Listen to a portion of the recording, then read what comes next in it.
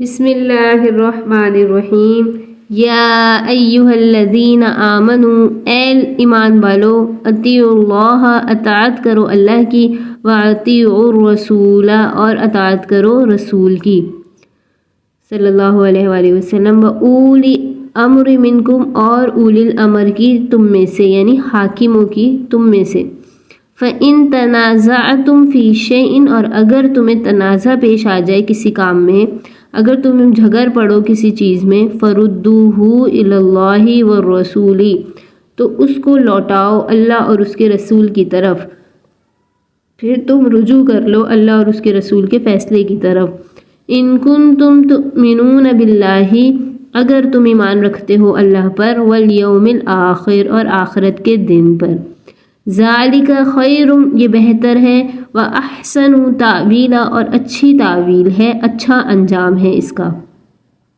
الم ترى کہ آپ نے نہیں دیکھا الی الذین ان لوگوں کی طرف یزعمون جو یہ گمان کرتے ہیں انہم آمنوا کہ وہ ایمان لے آئے بما انزل الیک جو آپ پر نازل کیا گیا یعنی قرآن مجید وما انزل من قبلک اور جو آپ سے پہلے نازل کی گئی یعنی آپ سے پہلے جو تورات زبور انجیل اور صحیفے نازل کیے گئے، یریدون وہ چاہتے ہیں ان یتحاکموا الی الطاغوت کہ وہ اپنے فیصلے کروائیں، یتحاکموا یہ کہ وہ اپنا قضیہ لے جائیں شیطان کی طرف، وقد امروا اور تحقیق کے حکم ہو چکا ان یکفروا بہ کہ وہ اس کو نہ مانیں گے، وہ انکار کریں گے، وہ کفر کریں گے، وَيُرِيدُ الشَّيْطَانُ اور چاہتا ہے شیطان ان یضلہم کہ وہ ان کو گمراہ کر دے ضلالا بعیدا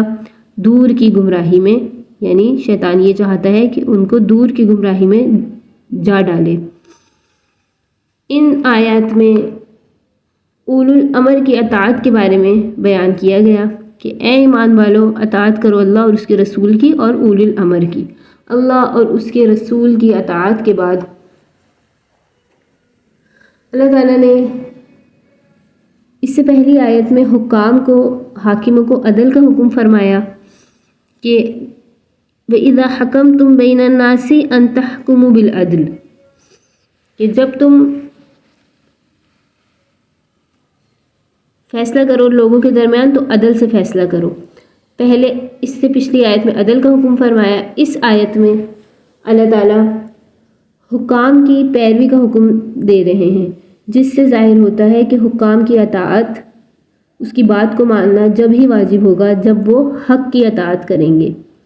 حاکم اسلام بادشاہ یا اس کا صوبے دار یا قاضی یا سردار لشکر کا یا جو کوئی کسی کام پر مقرر ہو، ان کے حکم کا ماننا ضروری ہے جب تک کہ وہ اللہ اور اللہ کے رسول کے خلاف حکم نہ دیں۔ اگر اللہ اور اللہ کے رسول کے خلاف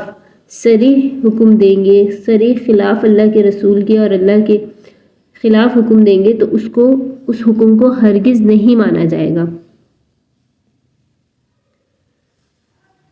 فَإِن تَنَازَعْتُمْ فِي شَيْءٍ فَرُدُّوهُ إِلَى اللَّهِ وَالرَّسُولِ اور اگر تمہیں جھگڑا پیش آئے کسی چیز میں تو اللہ اور اس کے رسول کی طرف رجوع کرو اگر تم ایمان رکھتے ہو اللہ پر اور آخرت کے دن پر، یہ بہتر ہے اور اچھی تعویل ہے۔ نزاع کی صورت میں یعنی جھگڑے کی صورت میں فیصلہ، تنازعتم نزاع یعنی جھگڑا اگر پیش آ جائے کسی کام میں اختلافات ہو جائیں، اگر تم میں اور اولو الامر میں یعنی حاکموں میں آپس میں اختلاف ہو جائے کہ حاکم کا یہ حکم اللہ اور اس کے رسول کے حکم کے موافق ہے یا مخالف ہے تو اس کو اللہ کی کتاب یعنی قرآن مجید اور سنت رسول اللہ صلی اللہ علیہ وسلم کی طرف رجوع کر کے طے کر لیا کرو کہ وہ حکم حقیقت میں اللہ اور اس کے رسول کے حکم کے مطابق ہے یا مخالف ہے، اور جو بات ثابت ہو جائے اس کو بالاتفاق سب مان لیں اور اسی پر عمل ہونا چاہیے، اور اختلاف کو دور کر دینا چاہیے اگر تم اللہ اور قیامت کے دن پر ایمان لاتے ہو، کیونکہ جس کو اللہ اور قیامت پر ایمان ہوگا وہ ضرور اختلاف کی صورت میں اللہ اور اس کے رسول کے حکم کی طرف ہی جائے گا اور ان کے حکم کی مخالفت سے بے حد ڈرے گا، جس سے معلوم ہو گیا کہ جو اللہ اور رسول کے حکم سے بھاگے گا وہ مسلمان نہیں۔ اس لیے اگر دو مسلمان آپس میں جھگڑیں، ایک نے کہا چلو شرع کی طرف رجوع کرتے ہیں، دوسرے نے کہا کہ میں شریعت کو نہیں سمجھتا یا مجھ کو شریعت سے کام نہیں، تو اس کو بے شک کافر کہیں گے۔ یعنی اپنے متنازعات، اپنے جھگڑے، اختلافات کو اللہ اور اس کے رسول کی طرف رجوع کرنا اور اللہ اور رسول کی فرمانبرداری کرنی ہی مفید ہے۔ آپس میں جھگڑنے یا اپنی رائے کے مطابق فیصلہ کرنے سے اس رجوع کا انجام بہتر ہے کہ اپنی رائے کے مطابق فیصلہ کریں، اس سے بہتر ہے ذالک خیر و احسن تاویلا، اس سے بہتر یہ ہے کہ اللہ اور اس کے رسول کا جو حکم ہے قرآن اور حدیث میں اس کے مطابق فیصلہ کیا جائے۔ الم تر الی الذین، کہ آپ نے نہیں دیکھا ان لوگوں کی طرف جو گمان کرتے ہیں کہ وہ ایمان لے آئے، یعنی منافقین کی بات ہو رہی ہے کہ وہ خود تو یہ سمجھتے ہیں، دوسروں کو دکھاتے ہیں کہ ہم مومن ہیں اور کہ ہم ایمان لائے اس پر جو نازل کیا آپ کی طرف قرآن مجید اور جو اس سے پہلے کتابیں نازل کی گئیں، اور وہ یہ چاہتے ہیں کہ اپنے فیصلے کروائیں اپنے سرداروں سے، طاغوت اپنے شیطانوں سے، منافقین سے۔ تحقیق حکم ہو چکا کہ وہ نہ مانیں گے، اور شیطان تو یہ چاہتا ہے کہ ان کو دور کی گمراہی میں گمراہ کر دے۔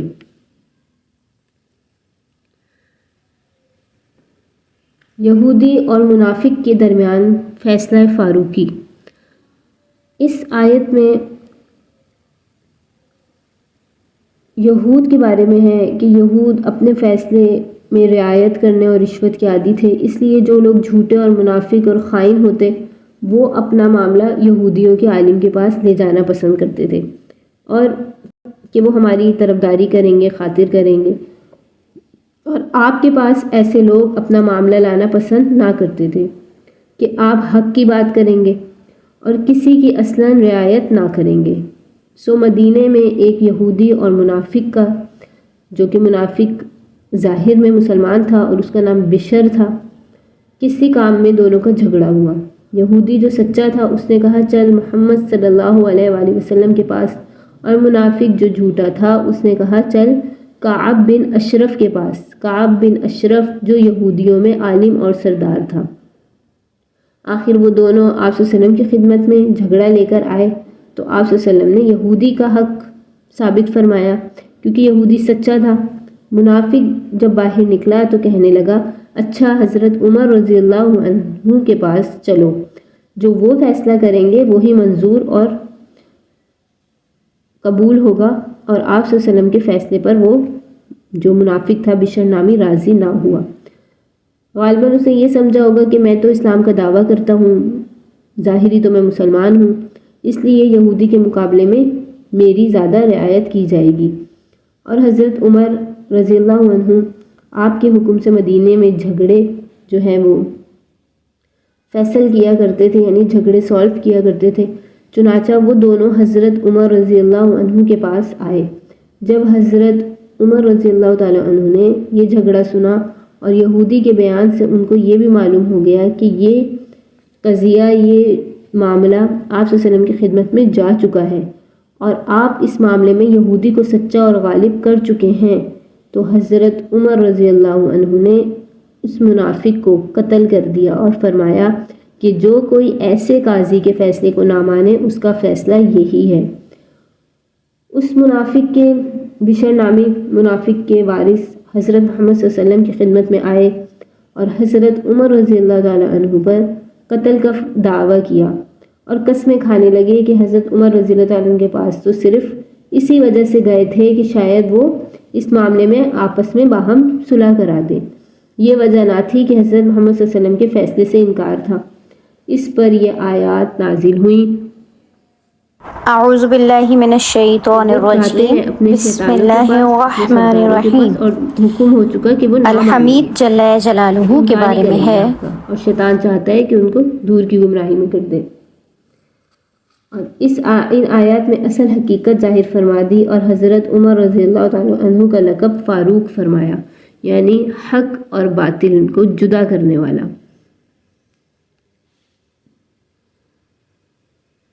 وَإِذَا قِيلَ لَهُمْ، اور جب کہا جاتا ہے ان کو تَعَالَوْا إِلَى مَا أَنزَلَ اللَّهُ، کہ آؤ اس کی طرف جو اللہ نے نازل کیا، وَإِلَى الرَّسُولِ، اور اللہ کے رسول کی طرف آؤ اور اللہ کی طرف آؤ، رأیت المنافقین تو آپ دیکھیں گے منافقوں کو یصدون عنک صدودا کہ وہ ہٹتے ہیں تجھ سے ہٹ کر، یصدون وہ رکتے ہیں تجھ سے رک کر، یعنی وہ آپ سے پیچھے ہٹ جاتے ہیں۔ فکیف اذا اصابتہم مصیبۃ پھر کیا ہوا، اذا جب اصابتہم پہنچتی ہے ان کو مصیبت، بما قدمت ایدیہم ان کے اعمال کے سبب، ان کے ہاتھوں کے کیے پہ، ثم پھر جاؤک یحلفون وہ آتے ہیں آپ کے پاس قسمیں کھاتے ہوئے، باللہ اللہ کی، ان اردنا الا احسانا و توفیقا اللہ کی قسمیں کھاتے ہوئے وہ آپ کے پاس آتے ہیں کہ ہمارا ارادہ تھا، ان اردنا ہمارا ارادہ تھا، ہماری غرض تھی، الا احسانا و توفیقا بھلائی اور توفیق۔ اولئک الذین یعلم اللہ ما فی قلوبہم یہی لوگ ہیں جانتا ہے اللہ جو ان کے دلوں میں ہے، ما فی قلوبہم جو ان کے دلوں میں ہے اللہ اس کو جانتا ہے۔ فاعرض عنہم پس آپ اعراض کریں ان سے، تغافل کریں ان سے، وعظہم اور ان کو نصیحت کریں، وقل لہم اور ان کو کہیں، فی انفسہم قولا بلیغا اور ان کو کہیں ان کے حق میں بات بلیغ، اچھی بات، بلیغ بات۔ وما ارسلنا من رسول اور ہم نے بھیجا رسول کو الا لیطاع باذن اللہ کہ ہم نے رسول کو بھیجا اسی وجہ سے کہ لیطاع باذن اللہ اللہ کا حکم مانے، اللہ کا فرمان مانے۔ ولو انہم اذ ظلموا انفسہم اور اگر وہ لوگ جس وقت انہوں نے اپنے پہ ظلم کیا، اپنا برا چاہا، جاؤکا آتے تیرے پاس، فاستغفروا اللہ واستغفر لہم الرسول پس پھر اللہ سے معافی چاہتے اور رسول بھی ان کو بخشواتا، رسول بھی ان کے لیے استغفار طلب کرتا، لوجدوا اللہ توابا رحیما تو البتہ وہ پاتے اللہ تعالیٰ کو معاف کرنے والا، توبہ قبول کرنے والا، رحیمہ رحم کرنے والا۔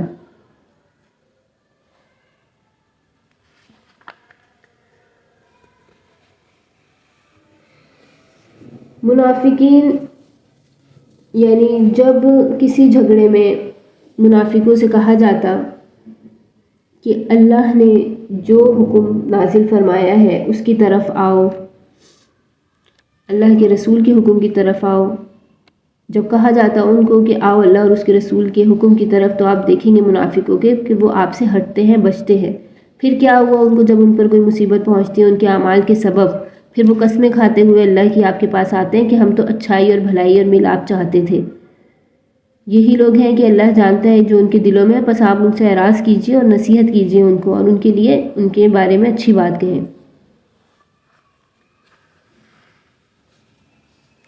یعنی جب کسی جھگڑے میں منافقوں سے کہا جائے کہ اللہ نے جو حکم نازل فرمایا ہے اس کی طرف آؤ اور اس کے رسول کی طرف آؤ، اپنے جھگڑے رسول کے سامنے لاؤ، تو ظاہر میں چونکہ وہ اسلام کا دعویٰ کرتے ہیں، دل سے نہیں کرتے، منافق ہوتے ہیں، اس لیے صاف طور پر تو انکار نہیں کر سکتے، مگر آپ کے پاس آنے سے اور اللہ کے